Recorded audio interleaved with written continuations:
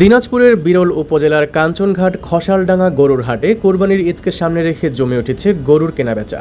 প্রতিটি হাতে এখন ভিড় বাড়ছে ক্রেতা বিক্রেতার, আর চলছে চড়া দর কষাকষি। হাট জুড়ে এখন কোরবানির আমেজ। ছোট বড় নানা আকারের গরু নিয়ে হাজির হচ্ছেন খামারি ও ব্যবসায়ীরা। কেউ কেউ দূর দূরান্ত থেকে গরু নিয়ে আসছেন এই জনপ্রিয় হাটে। ক্রেতারাও আসছেন পছন্দসই পশু খুঁজতে। হাটে কথা হয় কয়েকজন গরু ব্যবসায়ীর সঙ্গে। তাদের ভাষ্য, এই কোরবানির বাজারে বেশ ভালো।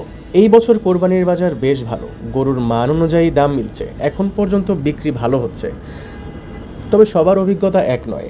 আরেক ব্যবসায়ী বললেন, মানুষ এখন গরুর মাংস দেখে কিনছে। গরু দেখতে মোটা হলেও যদি মনে হয় মাংসে ঘাটতি আছে, তাহলে অনেকেই আগ্রহ হারাচ্ছে। এতে কিছুটা হতাশ হতে হচ্ছে। বাজারে দেখা যাচ্ছে গরুর দাম নির্ধারণে মাংসের গঠন, গরুর স্বাস্থ্য ও জাত বড় ভূমিকা রাখছে। গরু যত বেশি মাংসল ও স্বাস্থ্যবান, দাম ততই চড়া। হাটে ক্রেতা সাইদুর রহমান বলেন, ভালো গরু পেতে হলে একটু আগেভাগেই হাটে আসা দরকার। পরে গেলে ভালো গরু পাওয়া মুশকিল হয়। বিক্রেতারা আশাবাদী, সামনে আরও কয়েকটি হাটে গরুর চাহিদা বাড়বে এবং বাজার আরও চাঙ্গা হবে। AB news desk report.